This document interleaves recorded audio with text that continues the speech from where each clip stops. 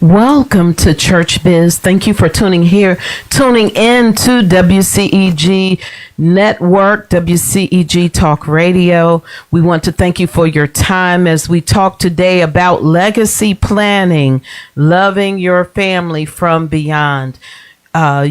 This is your host, Patrina White McClure. I don't know why I'm stumbling over my words, but anyway, we want to thank you for being here with us on today. We want to thank you for tuning in to the WCEG, the Worldwide Community Empowerment Group. You can like us on Facebook at WCEG Network, WCEG Talk Radio, or follow us on Twitter and Instagram. Just Google WCEG and all of those platforms will show up. You can call us here in the studio with your questions about legacy planning at area code 678-619-1402. We would so love to hear from you. We are your 501c3 nonprofit community radio station. So if you will, please consider making your tax deductible donations to WCEG Talk Radio. And you can call our staff at area code 404-490-8646. That's 490-8646. And you will need to have your taxes in order for the 2019 year. But we do have an attorney and an accountant here in the studio with us, and they are the lovely Chantel D. Mullen. That's the attorney. Welcome to WCEG Talk Radio. Thank you. And then we have Earlene McKee, and she is our accountant for today. So if you have any concerns, call us 678-619-1402. We do so welcome you for being here. Thank you for reaching out to let us know that you have an important word you want to share with the rest of the world about building our legacy portfolios. And they have a beautiful, beautiful book called My Legacy Planning Portfolio. Again, that's Chantel D. Mullen and Earlene McKee. All right. Well, you start, Chantel, introducing yourself, because I already know Earlene. But anyway. Well, good morning, and thank you for having us here.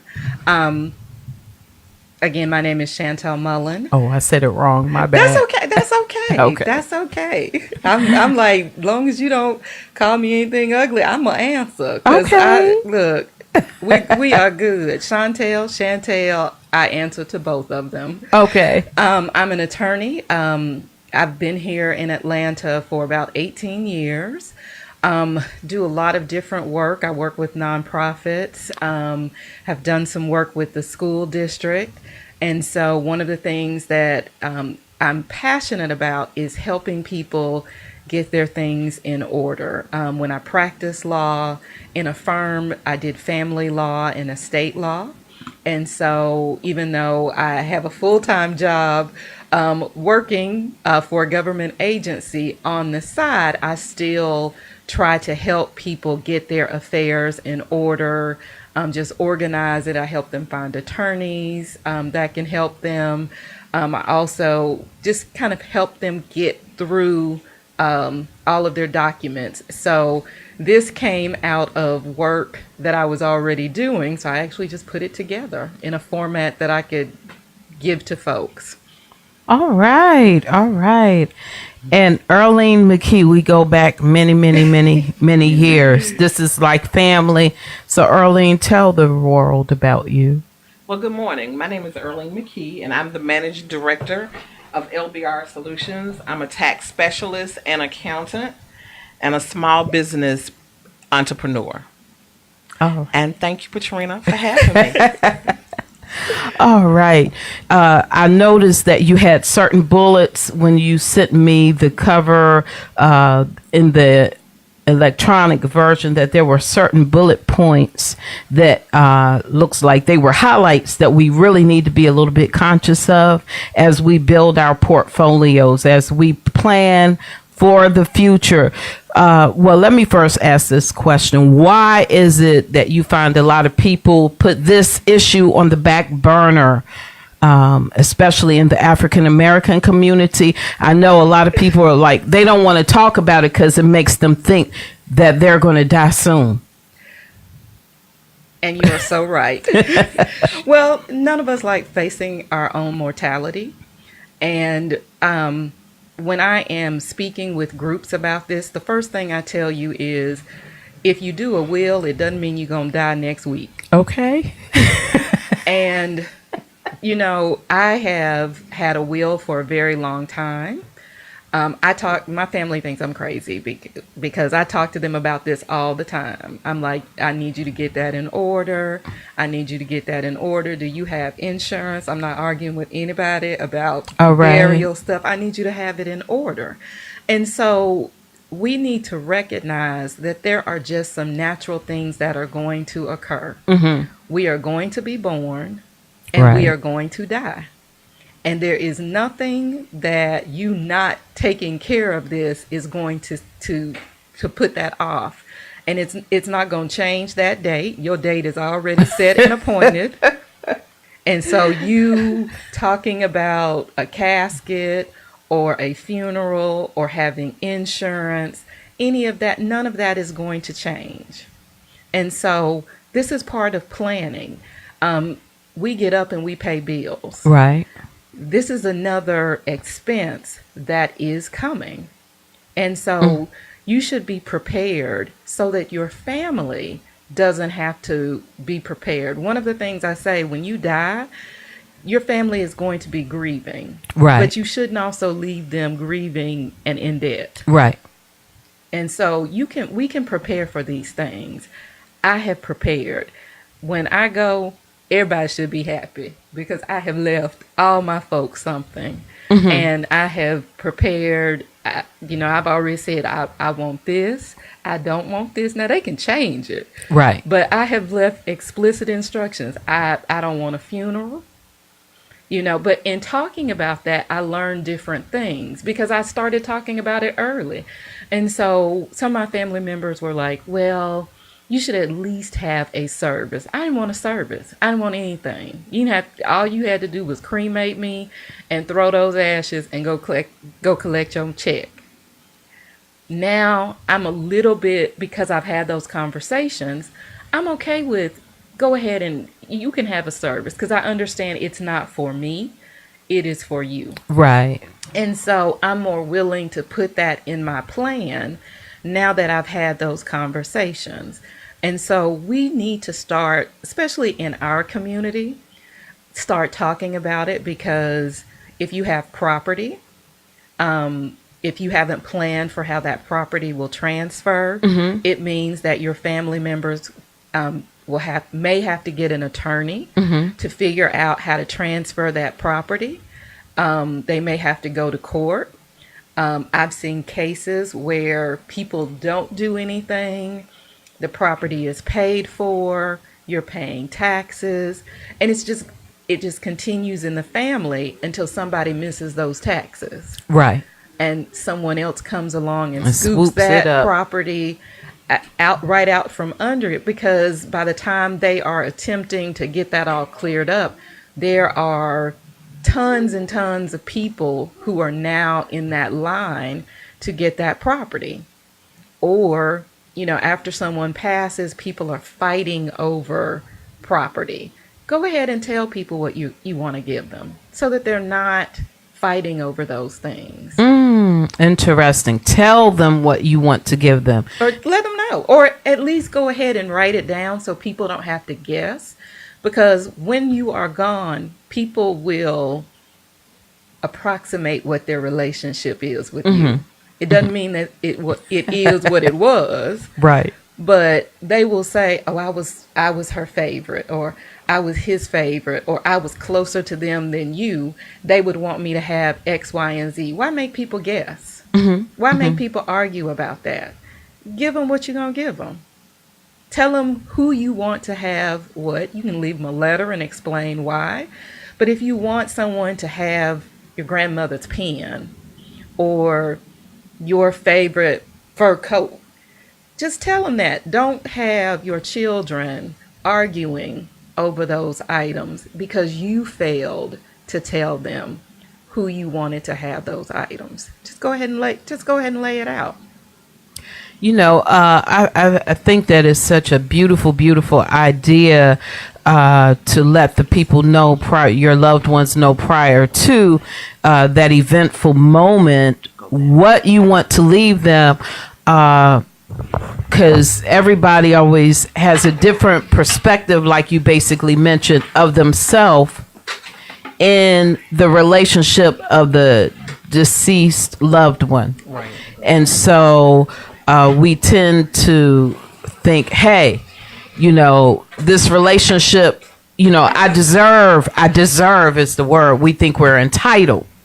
And it may not necessarily be so in that particular person's mind who is leaving the inheritance. And I like too how Chantel did not say a dollar amount, because it might just be things, and plus the Lord just used you to answer a couple of my questions. I've been praying about them, like, Lord, I want to do this and that and the third.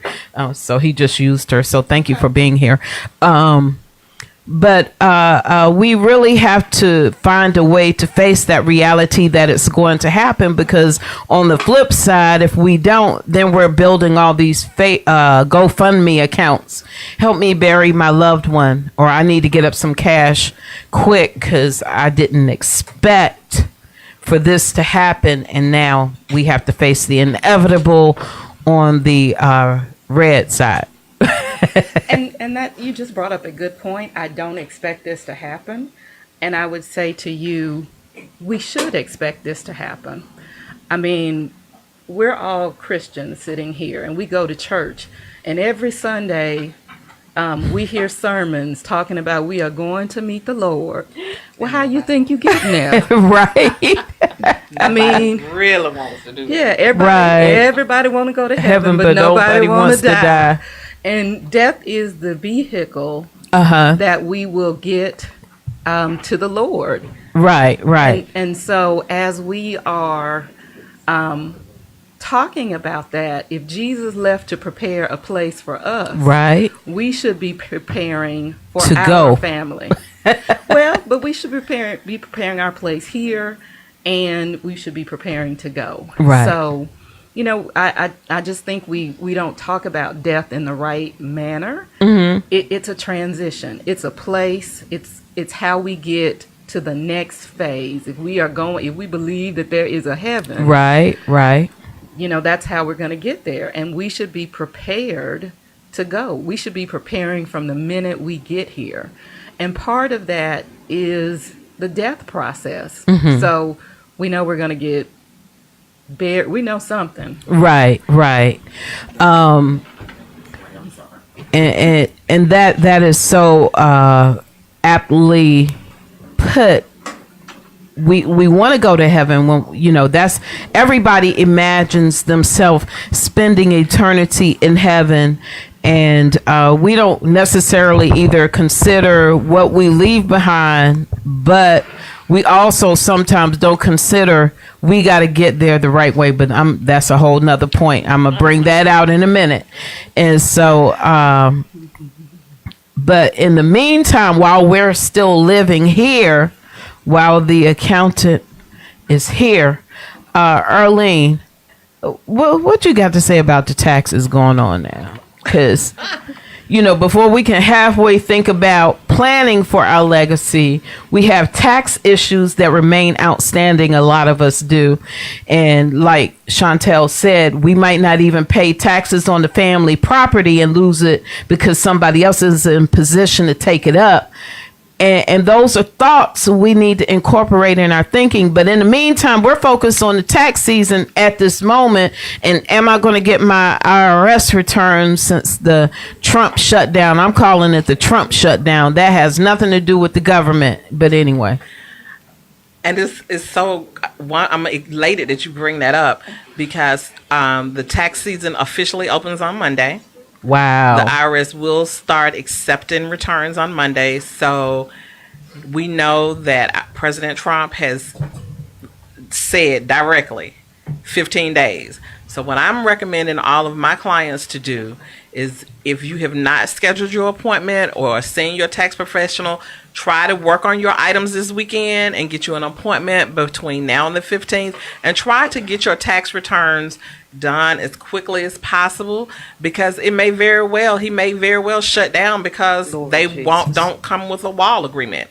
And then that's in the middle of tax season, and if you haven't filed, it's going to delay it even further, you getting your refund. So at least if you go on and get it in, by the time they reconvene and discuss further about the wall, we will have some direction. So at least if you can get it together and get your appointment made, let's do that. And as far as the legacy part of taxes, one thing that I've noticed, especially in our community, we don't realize that a final tax return has to be filed. Mm-hmm. Mm-hmm. You must always file a final tax return. So if you've had someone to pass away in the year 2018, you do need to file a return for them if they were filing a return. So please don't forget that. Take the information to your tax professional, the person that is the executor of their estate, their spouse, their child, whomever it may be. They do need to make sure that return is filed. And what I've encountered in my business with families is, I get a lot of families that don't really know, well, Daddy had a whole lot of stock, or Daddy had this. They don't really know what Daddy had. Mm-hmm. So when Daddy dies, there's a big tax event for the family. Oh, wow. Whereas if it's planned properly, you can will things to your grandchildren. You can set up trust funds. There's various ways that you can allocate funds so that there is not a very big tax implication for your family. So those are the kinds of things that Chantel and I are working with our clients on, trying to get them to understand. Well, if you've amassed all of this wealth, you need to make sure that it's properly allocated so that half of your wealth don't have to go to the government in taxes. Wow. That was a whole lot right there. And as you spoke, I began to think about how so many people that have been blessed with finances or what have you, they don't like to share that information sometimes for fear of somebody might kind of hurry on the process of them transitioning. Somebody might come and take them, all of that. And that's okay. You don't have to share it with the person that you're leaving it for. Okay.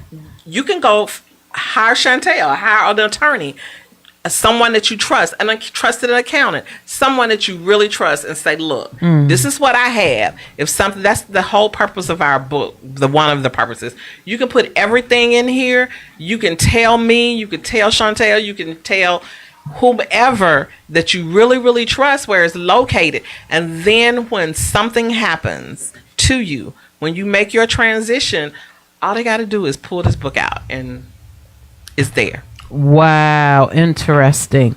All right, everybody. I don't know if I could get a cover of this book on.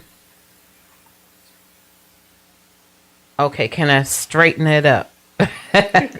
Okay, My Legacy Portfolio. Again, that's by Chantel D. Mullen and Earlene McKee. You want to get that. This is a resource for you. And how would people go about getting in touch with you to get the book, or where can they find it? It is on BarnesandNobles.com, and it is on Amazon. So if you just go to Amazon, and if you could just put in Chantel Mullen, you just put in Mullen, you put in Mullen and McKee, it'll pop right up. Oh, that sounds good. Mullen and McKee, I like that. Nice ring. Yep, and you can also just put in My Legacy Planning Portfolio. It'll come right up for you. Okay, good. And then let me get this out the way. How do we get in touch with you? We'll do this again before the end of the show. How do we get in touch with you? We have a couple of ways. We actually have a Facebook page. That's My Legacy Planning Facebook page. And you can reach us through there. We each have our own companies. separately. And so I have my own website, that's chantelmullen.com. And then And my website is lbrsolutions.com. Okay. Now, do you host events? I know that you used to. I don't know if you still do. we do. We're actually planning a series of workshops, specifically around the topics that are in our book. And so we will be posting those on our Facebook page as soon as we're still working on our schedule, but we'll be posting those on our Facebook page. All right. So we need to keep in touch with you too. And I'm loving the feel here at, well, one, the presence of the Spirit, but it makes it more easier to approach these particular issues, like you said, especially since we are Christian and we're trying to get to heaven, and not trying, but we'll be there, providing you receive Jesus as your personal Savior. But the process is a little, or let me say, the issue is a little bit more approachable because of your spirits, because you're talking to us in a user-friendly way. All right. So how did you two get together? Okay. No, actually, I was doing some community service and putting together a project around financial literacy. And I was looking for a group of speakers. And so I actually saw Erlene's event that she had listed on Eventbrite, and had planned to go and ended up getting sick and couldn't make it. But turns out we had a mutual friend. And I called my friend and she said, "Oh, Erlene is wonderful." So we met for lunch. And she brought in her group, and they did a phenomenal job around financial literacy. So we had a tax seminar. We did a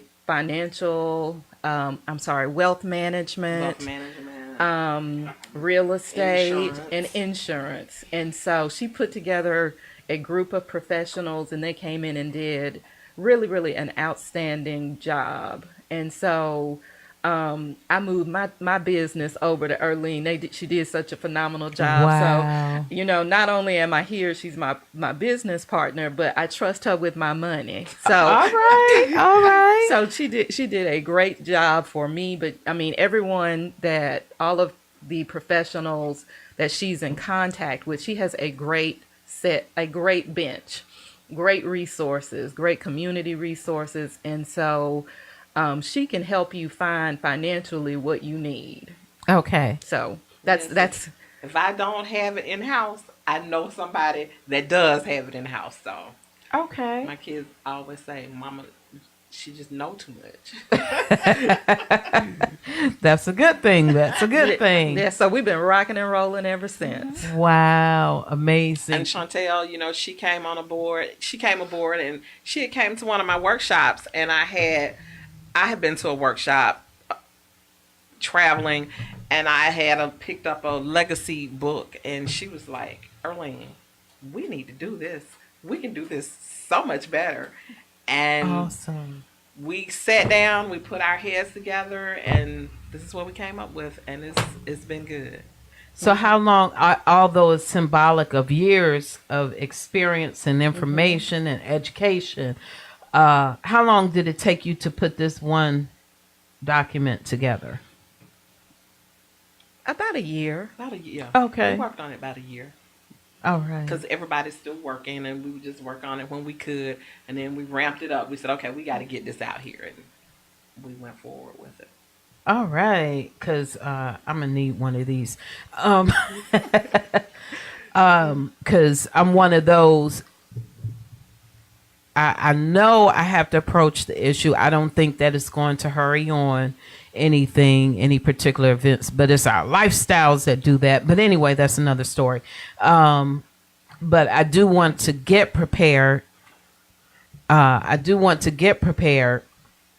For the future, whether or not if my significant other is trying to do it, because he keeps talking about it, but we haven't done anything, and it's been way too long. So I need to get my own done, and then we'll just keep it moving from there. But getting to the insurance issues, I know it's a lot of people rely on insurance at work in order to pay for the funeral, to pay for whatever the burial plots. Then they end up using it or mismanaging it, is what I would like to say, because of the failure to prepare or to at least have an idea in mind of what you want to do when the inevitable should happen. And then the money's gone, and then you still can end up in debt. Right.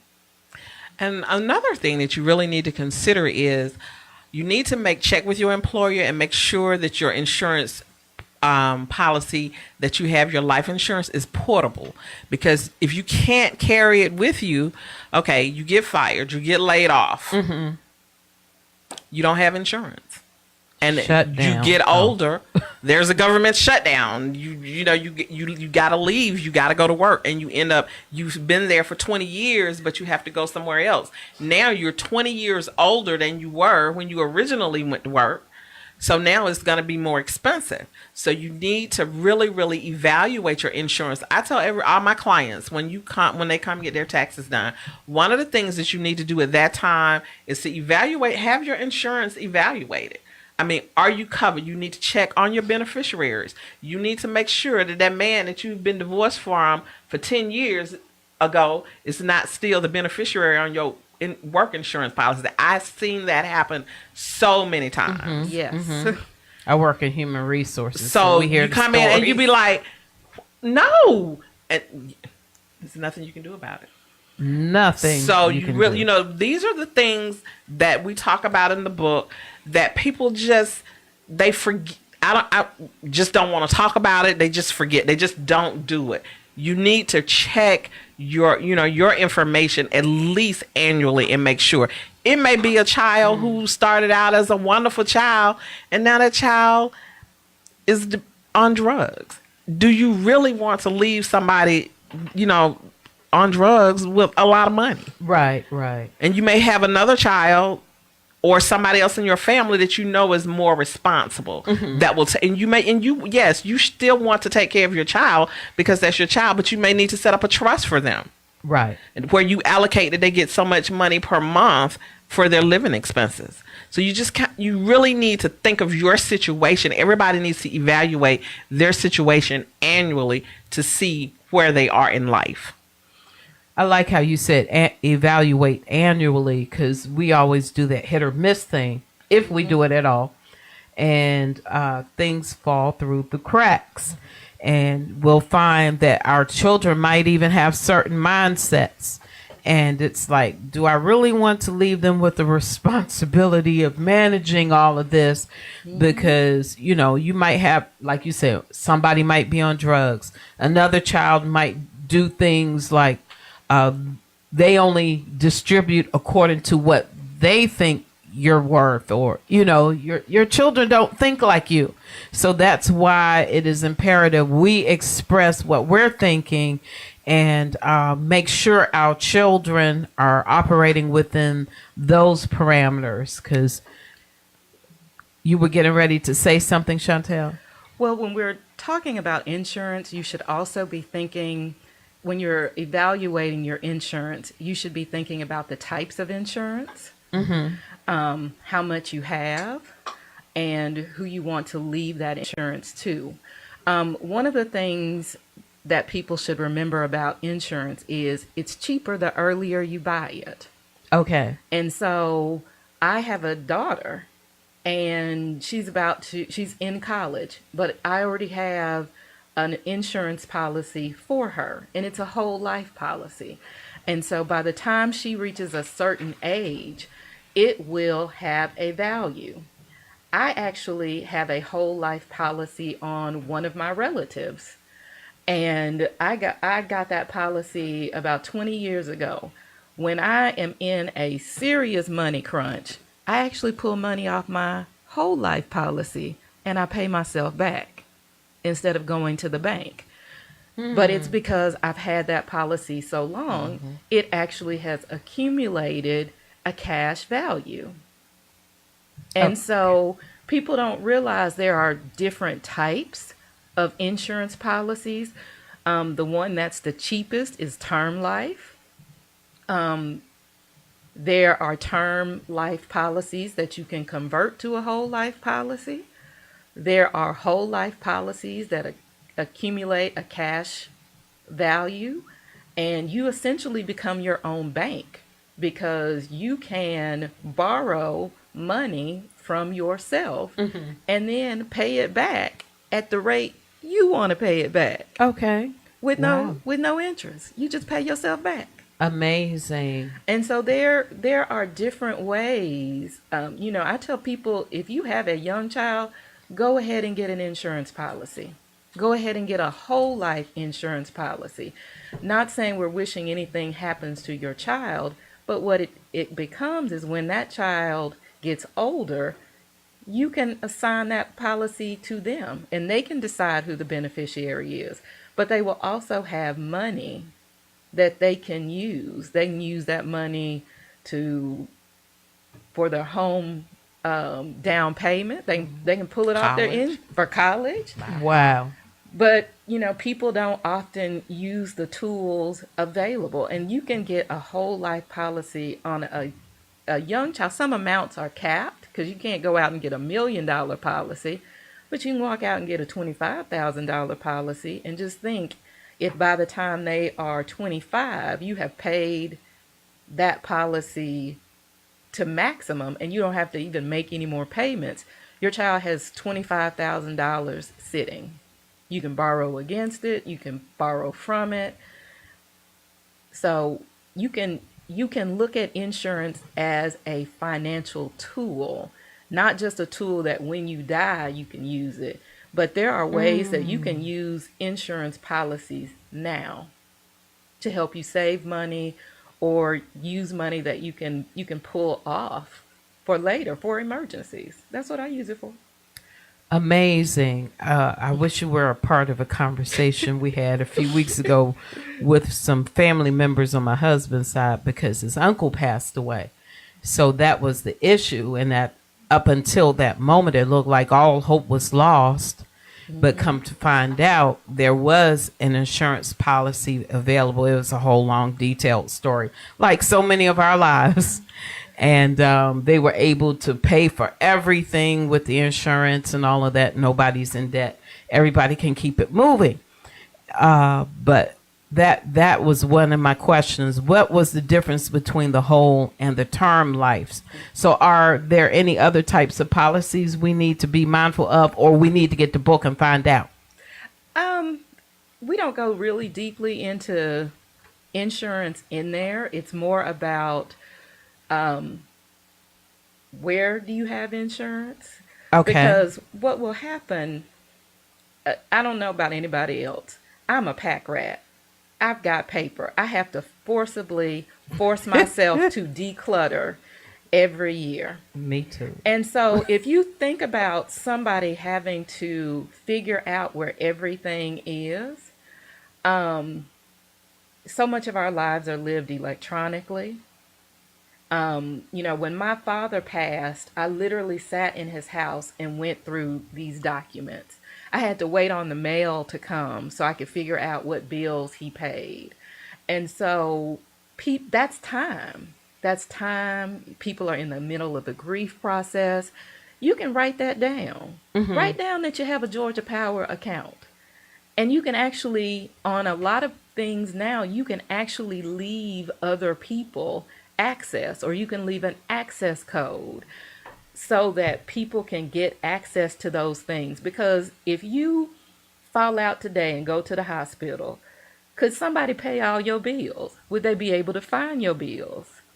And so that's also what this book is about, is putting your life together in a way that somebody could come through, and if you became incapacitated, they could figure out what they needed to do immediately without having to spend weeks and weeks going through your paper, trying to figure out what your passwords are, what your accounts are, where they are, who has your information, where is everything you have. Some of us have really big lives. We have stuff everywhere. And we think we share that stuff with people, but we often don't. And so people will have to figure that out if something happens to you. You know, they got to pay your bills. If Right. you are in a coma, your house is still there. Who's your mortgage company?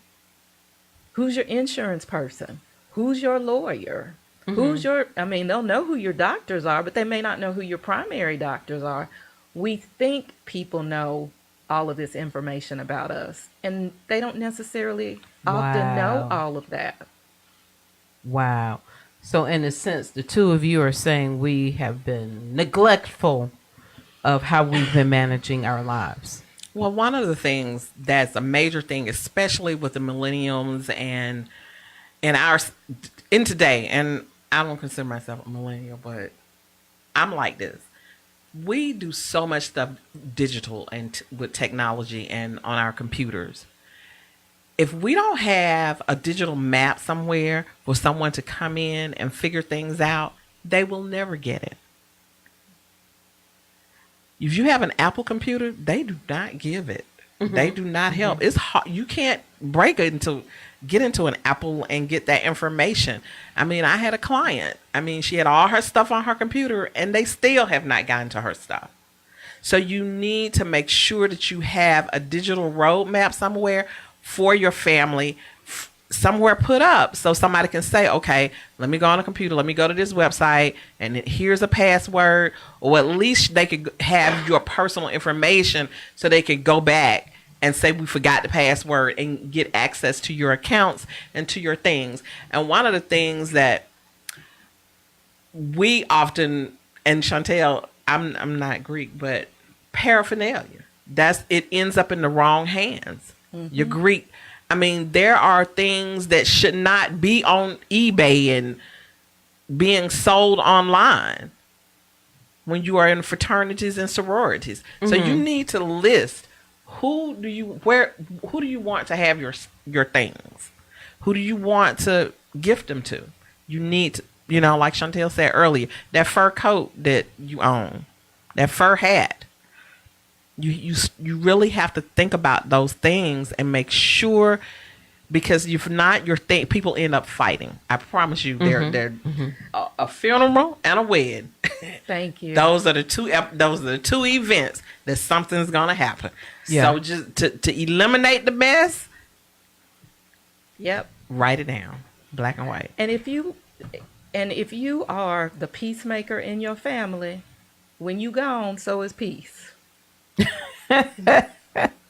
So if you know how your family members are, and we all do, yeah, and if you know that you are the person who has to talk everybody down, or you keep everybody from getting on edge, the minute you are gone, all bets are off. And it's just that simple. Yeah. People fight.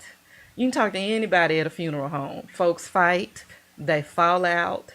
They come in. They're hostile. And they're dealing with that on top of grief.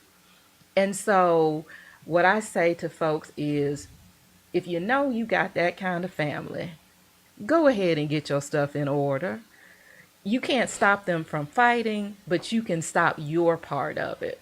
Because you can go ahead and say, so that they don't have to reinterpret your voice. Well, mama would have wanted me, or daddy said, or grandma thought I should get.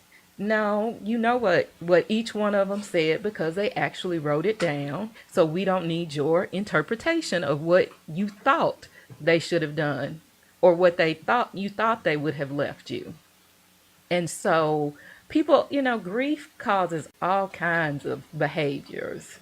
And so we want people just to be able to grieve and be peaceful, because starting the conversation now prevents having the conversation at the bedside in the hospital, or at the graveside, or in at the courtroom. or in the courtroom, or in the funeral home, because people are going to have these conversations.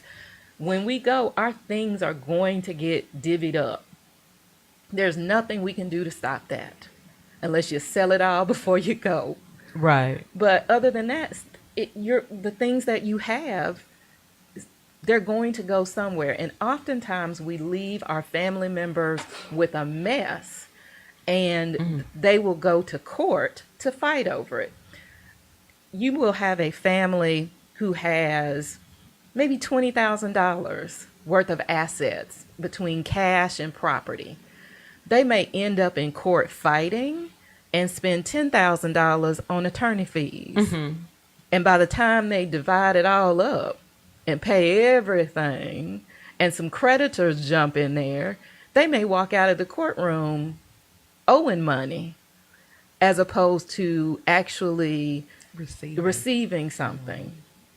Now, in my lifetime, my legal career, I've actually worked in court, worked in probate court. I have seen families who have their stuff in order. I have seen people walk out of courtrooms with $20,000-$30,000 checks from a great aunt, an aunt they didn't really know, or an aunt that just had their stuff in order, or a sibling that had their stuff in order. And I've seen people walk out of courtrooms, literally have torn the whole family apart because they're in there fighting over relationships at that part. They're really not fighting over the stuff. They're fighting over the relationship. I feel like I was more special. I feel like I deserve to have. And so we can put a stop to a lot of that, because just simply planning it out helps convey your wishes. You tell people what you want them to have. You don't have to tell them beforehand, but you can put it in writing. They may not like your will, but they will understand because you put it in writing. I love how you put that. A whole lot of thoughts was going through my mind. There's a particular family I got to see a whole lot of their stuff. So because all the family members, they come and they talk, and I'm like, okay, why don't we plan and when you do your family reunions, invite people in to help train you to do these things, And so I've been a proponent for that for years, even though I need to get my own act together. But I've been saying this because family property is involved, all of this. And I'm like, you all are headed towards a big blow up if you all do not manage this properly prior to. Well, a couple of family members have passed on, and just recently they had, the parents of that remain, of course, they have certain wishes because they're all like siblings, but then their offsprings have all these different ideas, and so some of the offsprings are fighting, and I'm like, didn't I mention this like for several years? You all need to prepare for this. So now everybody's like, oh, so-and-so did this, so-and-so did that. Now they're saying this. And I'm like, I have no words. I have none. Because we talked about this, about how it could look like. And now everybody's, it's terrible. It's terrible. And I'm like, it didn't really have to be like this, but hopefully they'll find a way to work through this and get back to being family. But I like how you said it's not necessarily always the stuff, but it's the relationships that they're fighting over, because everybody just views themselves in a certain position in another person's heart, when in actuality, they all were there, but they just manage those relationships in a different way. It's just like being in an abusive situation. The abuser, they say they love the person they're abusing, but it doesn't mean that the person being abused looks at them the same way after being dumped on for so many years, So you can't say what you mean to another person. That person has to tell you. And they do that when they prepare a legacy, when they plan for the upcoming, transition. And I always say, either you're going to transition into eternity or Jesus is going to come back. But either way, you need to be prepared.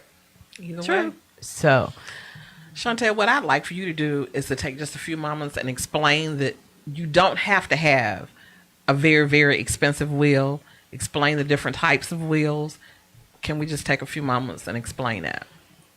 Yes, because I think people tend to think wills are something that's really expensive. There are a lot of different avenues that you can go to do your will. In some states, you can do what's called a holographic will, which basically you just write everything down. And so you have to look up the laws for your state. And I will just say it has gotten much easier to do this than when I first started practicing law.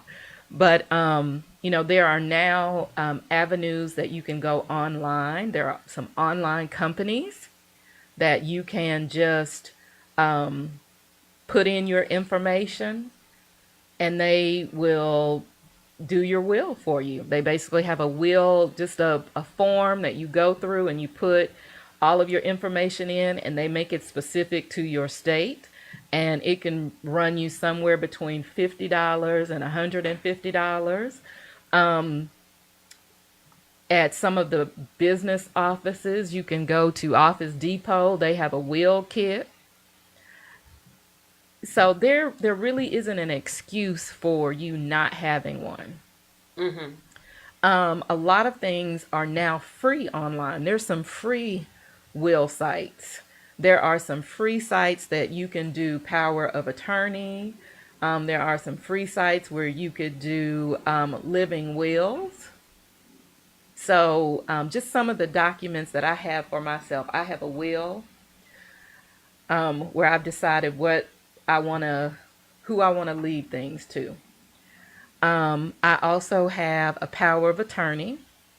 And the reason I have a power of attorney is because if something should happen to me that I can't make decisions, I have someone legally who can make legal decisions and financial decisions on my behalf. So you have to look at your power of attorney to see what kind of authority you give someone in that power of attorney, because you can give them authority to enter into contracts on your behalf. You can give them authority to manage your money on your behalf. What I also have separate from that document is a living will.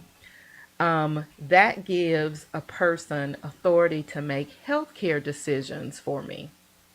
So in this living will, I have made such decisions as, do I want to be resuscitated? You can add a do not resuscitate. You can add if you want to be on Life support. life support. Thank you. If you want to be on life support, at what point do you want them to put you on life support? Do you want to donate your organs? Who do you want to designate? You make those decisions for you, because if you don't decide any of that, the law has already decided it for you. And I that's a point that people should understand. If you are married, your spouse will make that decision. If you are not married, depends on if you have children that are adults, they may make that decision, but you may not want all your children making those decisions. It may be your parents, it could be your siblings. It really depends on your individual circumstance, because the law has kind of a little chart and they go through and they say, well, is she married? Nope. Does she have children? Nope. Are her parents still alive? Yep. They'll go to your parents.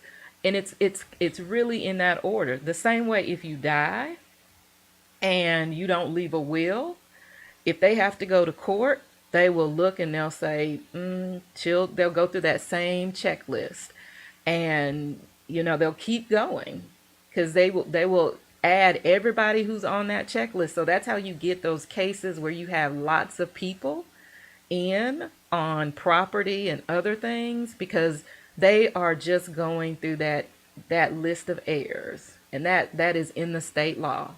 And so if you don't decide someone else will decide for you. And then if there's absolutely nobody, it goes to the state. Okay, I know one thing.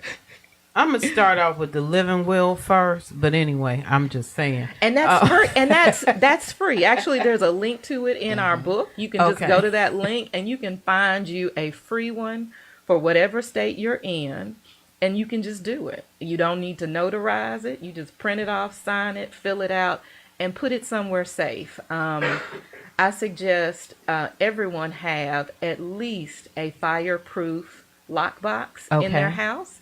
You can get one at Target. You can get one at Walmart. You can order it off of Amazon. Fireproof, waterproof. Put your stuff in plastic bags. In plastic bags inside of the document. Some people stick their stuff in freezers. I'm not quite there, but they'll put it in a plastic bag and put it in a freezer. But put your most important documents in. If you're going to have them at home. At least have either a home safe or have a lockbox, fireproof, waterproof lockbox.